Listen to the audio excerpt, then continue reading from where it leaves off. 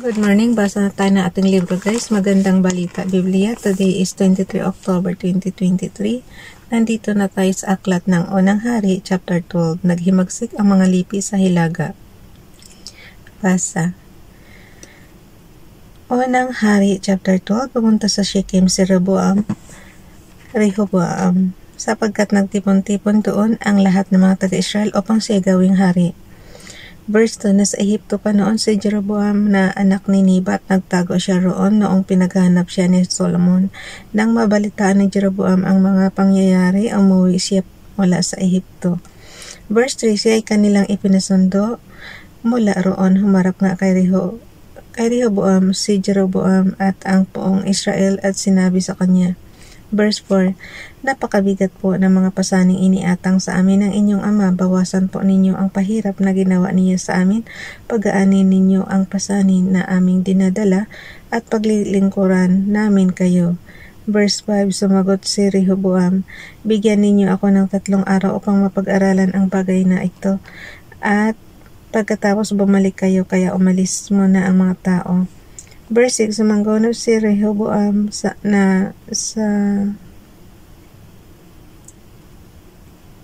Verse 5, sumagot si Rehoboam, bigyan ninyo ako ng 3 araw upang mapag-aralan ang bagay na ito, at pagkatapos bumalik kayo,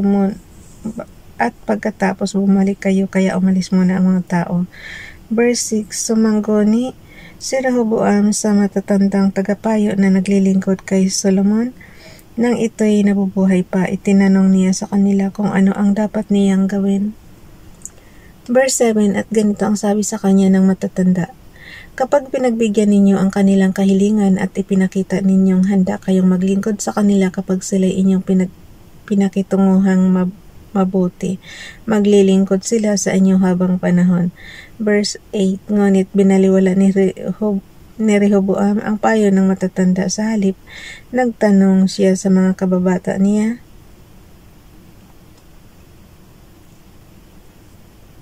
na ngayoy naglilingkod sa kanya. Verse 9, ano ang dapat kong isagot sa mga taong humihiling na pag-aanin ko ang pasaning ipinataw sa kanila ng aking ama?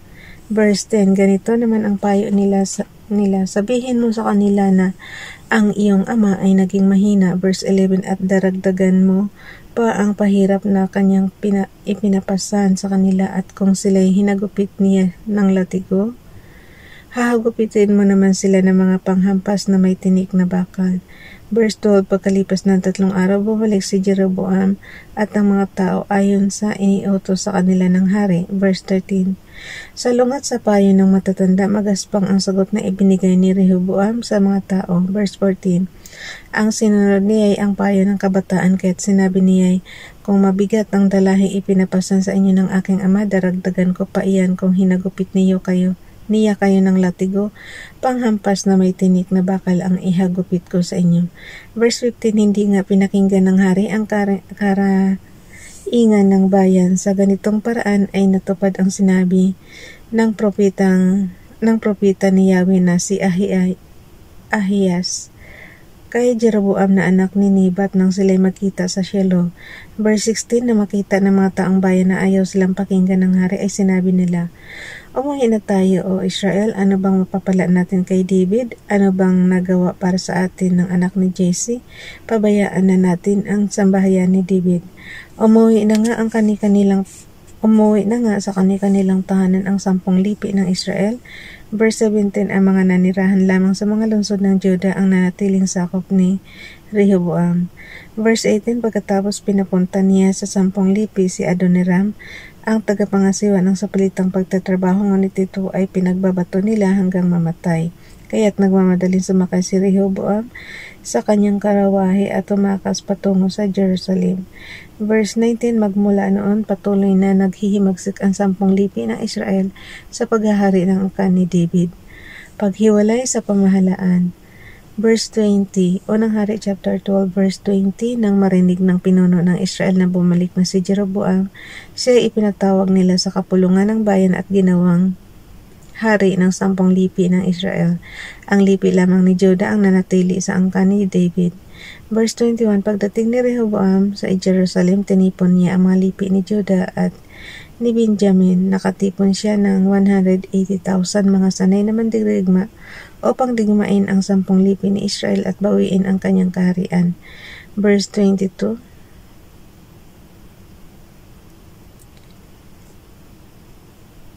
Verse 22. Subalit, sinabi ni Yahweh kay Simayas na kanyang lingkod. Verse 23, sabihin mo kay Rehoboam na anak ni Solomon at hari ng mga lipi ng Juda at Benjamin. Verse 24, na huwag na nilang digmain ang 10 lipi ng Israel. Hayaan na niyang makauwi ang bawat isa sa kanyang tahanan sapagkat ang nangyari ay aking kalooban. Sinunod naman nila ang utos ni Yahweh at sila'y umuwi sa kanilang mga tahanan. Paghiwalay sa pagsamba. Verse 25, pinatibay ni Jeroboam ang Shechem at kabundukan ng Ephraim at doon siya pansamantalang nanirahan pagkatapos lumipat siya sa Penuel. Verse 26, naisip ni Jeroboam na kung magpapatuloy ang dating kaugalian ng kanyang mga nasasakupan, malamang na manumbalik ang mga iyon sa angkan ni David. Ito ang sabi niya sa sarili. Verse 27, kapag ang mga taong ito hindi tumigil ng pagpunta sa templo ni Yahweh sa Jerusalem, upang mag-alay ng mga handog, mahuhulog muli ang kanilang loob sa dati nilang pinuno, si Rehoboam na hari ng Juda, at ako'y kanilang papatayin. Verse 28, kaya't matapos pag-isipan ang bagay na ito, gumawa siya ng 2 goyang ginto at sinabi sa mga taong bayan, huwag na kayo mag-abalang pumunta sa Jerusalem, narito, bayang Israel ang inyong Diyos na naglabas sa inyo sa Ehipto. Verse 29, inlalagay niya ang isa sa Bethel at ang isa naman sa Dan. Verse 30, at ang bagay na ito ay naging sanhi ng pagkakasala ng Israel. May mga pumapunta sa Bethel upang sumamba at mayroon din sa Dan. Verse 31, nagtayo pa siya ng mga sambahan sa burol at naglagay ng mga paring hindi mula sa lipi ni Levi. Verse 32, ginawa niyang pista ang 15 araw ng 8 buwan ng taon, katulad ng kapistahang ipinagdiriwang sa Juda. Naghandog siya sa altar sa Bethel sa mga goyang ginto na kanyang ginawa at naglingkod doon. Ang mga paring inilagay niya sa mga sagradong burol. Verse 33, pumuntang na siya sa altar na kanyang ipinatayo sa Bethel noong 15 araw ng 8 buwan. Buwan na siya ang pumili. Iyo'y ginawa niyang pista sa 10 lipi ng Israel at siya mismo ang umakyat sa altar at nagsunog ng insenso. Unang Hari, chapter 13, sinumpa ang altar sa Bethel. Unang Hari, chapter 13, verse 1, samantalang nakatayo si Jeroboam sa harap ng altar sa Bethel upang maghandog, dumating mula sa Juda ang isang propeta ng Diyos. Verse 2, inutusan siya ni Yahweh na sumpain ang altar na iyon. Wika niya, altar o altar, pakinggan mo ang ipinapasabi ni Yahweh, isisilang sa angkan ni David ang isang lalaki na papangalan ng Josias. Papatayin niya sa ibabaw mo ang mga pare ng sagradong burol na naghandog ng mga hain sa ibabaw mo. Pagsusunugan ka niya ng mga boto ng tao. Verse 3, sinabi pa niya ito, ang tanda na si Yahweh ang nagpapasabi nito, magkakadurog-durog ang altar na ito at sasambulat ang mga abo na nasa ibabaw ng altar. Verse 4, na marinig ni Haring Jeroboam ang sumpang iyon laban sa altar ng Bethel, itinuro niya ang lingkod ng Diyos at pasigaw na iniutos. Dakpin ang taong iyan, ngunit biglang nanigas ang kanyang kamay na itinuro sa lingkod ng Diyos at hindi niya maikilos iyon. Verse 5, noon day nagkadurog-durog ang altar at sumambulat nga ang mga abo na nasa ibabaw ng altar gaya ng ipinapahayag ng lingkod ng Diyos. Verse 6, nakiusap ang hari sa lingkod ng Diyos, ipanalangin mo ako sa Diyos mong sa Yahweh at hilingin mong magbalik sa dati ang aking kamay. Nanalangin nga ang lingkod ng Diyos kay Yahweh at gumaling ang kamay ng hari. Verse 7, inanyayahan ng hari ang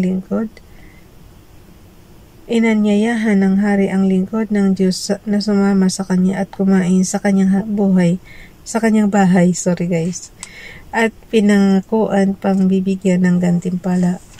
Verse 8, ngunit tumanggi ang lingkod ng Diyos, kahit na po ibigay ninyo sa akin ang kalahati ng inyong kayamanan, hindi ako sasama sa inyo, hindi rin ako kakain ng anuman dito. Verse 9, sapagkat Sinabi sa akin ni Yahweh na huwag akong kakain o iinom ng anuman at pag-uwi ko'y huwag akong magbalik sa aking dinaanan. Verse 10, nag-iba nga ng daan ang propeta ng Diyos at hindi dumaan sa dinaanan niya patungo sa Bethel. Ang matandang propeta sa Bethel.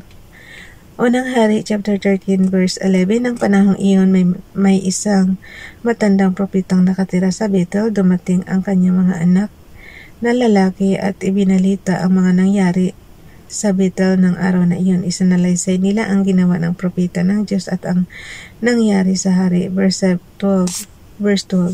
Sa siya dumaan nang siya umalis, tanong ng ama, itinuro ng mga anak ang dinaanan ng propeta ng Diyos na nanggaling sa Juda. Verse 13, ihanda ninyo ang asnong sasakyan ko. Utos ng ama, inihanda nga ng mga anak ang asna at sumakay ang propeta. Verse 14, hinabol niya ang propeta ng Diyos at inabutan niya nagpapahinga sa ilalim ng puno ng insina. Ikaw ba ang propeta ng Diyos na nanggaling sa Juda? Tanong niya. Ako nga po, sagot naman nito. Verse 15, sumama ka sa akin sa aming tahanan upang makakain anyaya ng matandang propeta. Verse 16, sumagot naman ang propeta ng Diyos, hindi po ako maaring sumama sa inyo pabalik, hindi rin po ako maaring kumain o uminom ng anuman dito. Verse 17, sapagkat ganito ang utos sa akin ni Yahweh, huwag kang kakain o iinom ng anuman doon at huwag ka rin babalik sa iyong dinaanan. Verse 18, propeta rin akong tulad mo at sinabi sa akin ng isang anghel na inutusan ni Yahweh na dalhin kita sa bahay ko upang pakainin at painumin, wika ng propeta.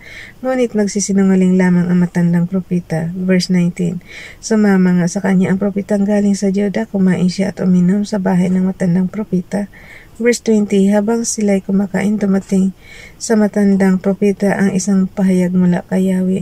Verse 21, kahit sumigaw siya sa propetang galing sa Juda, ganito ang ipinapasabi ni Yahweh, sinuway mo ang aking utos. Verse 22, bumalik ka sa iyong dinaanan at kumain ka at uminom dito sa lugar na ipinagbabawal ko sa iyo, dahil dito ang bangkay mo ay hindi malilibing sa libingan ng iyong mga magulang.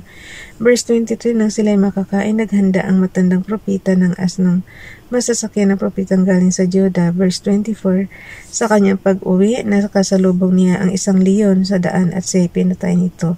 Nahandosay ang kanyang bangkay sa tabi ng daan at binantay ng leon at ng asno. Verse 25, may mga taong napadaan doon at nakita nila ang bangkay sa tabi ng daan at ang leon nakabantay. Ibinalita nila sa bayan ang kanilang nakita at nakarating ang balita sa matandang propeta. Verse 26, nang marinig niya ang nangyari ay kanyang sinabi, iyon ang propeta ng Diyos na lumabag sa iniutos sa kanya ni Yahweh. Kaya't pinabayaan siya ni Yahweh na makasalubong at lapain ng leon. Verse 27, pagkatapos inutusan niya ang kanyang mga anak na lalaki na ipaghanda siya ng asnong masasakyan.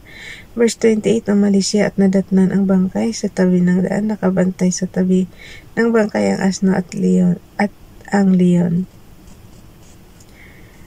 Verse 27, pagkatapos inutusan niya ang kanyang mga anak na lalaki na ipaghanda siya ng asnong masasakyan.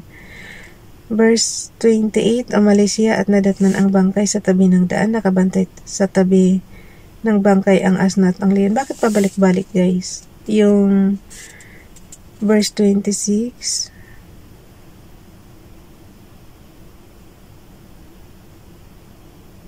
hindi, naulit ko pala ng basa. Okay. Nandito na tayo sa verse 28. Umalis siya at nadatnan ang bangkay sa tabi ng daan, nakabantay sa tabi ng bangkay ang asno at ang leon. Hindi nito kinain ang bangkay at hindi rin ito ginalaw ang asno. Verse 29, isinakay na matandang propeta ang bangkay sa kanyang asno at ibinalik sa bayan upang ipagluksa at ilibing. Verse 30, sa sariling libingan ng propeta, inilibing ang bangkay ng propeta ng Diyos. Kawawa ka naman, kapatid, panaghoy niya. Verse 31, nang mailibing ang bangkay, sinabi ng propeta sa kanyang mga anak na lalaki, kapag ako'y namatay, dito rin ninyo ako ilibing, katabi ng kanyang mga buto. Verse 32, sapagkat matutupad ang mga sinabi niya sa utos ni Yahweh laban sa altar ng Bethel at laban sa lahat ng sagradong burol ng Samaria. Itinakwil ni Yahweh ang sambahayan ni Jeroboam. Verse 33, sa kabila ng ganitong mga pangyayari, hindi tumigil si Jeroboam sa kanyang masamang gawain. Patuloy pa rin siya sa paglalagay ng mga paring hindi mula sa lipi ni Levi. Sinumang may gusto at ay ginagawa niyang pari ng mga sagradong barol. Verse 34, Unang Hari, chapter 13, verse 34, dahil sa mga kasalanan ito ni Jeroboam, naubos ang kanyang angkan at hindi na muling naghari. Bukas na itong chapter 14 guys, ang pagkamatay ng anak ni Jeroboam. Bye everyone, God bless.